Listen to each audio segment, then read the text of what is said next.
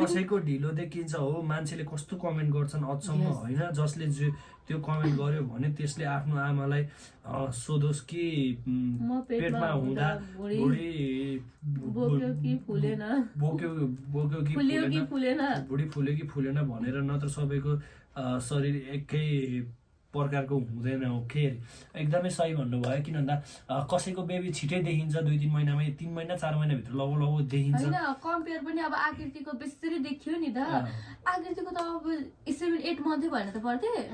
अनि आकृतिको र अनि मेरोमा कहाँ अनि मेरो आधै कम त अनि कहाँ देखिन्छ त नि होइन नितुको अलिक कम नै भयो अनि प्लस अब आकृति बहिनीको ज्यान पनि छ अनि प्लस अब आकृति बहिनीको 8 महिना भनेको त 8 महिनामा त लगभग बच्चा हुन्छ है अब देखिने बेला नै हुन्छ देखिने के भन्ने अब मान्छे नै देखिने बेला हुन्छ त्यो कारणले गर्दा प्लिज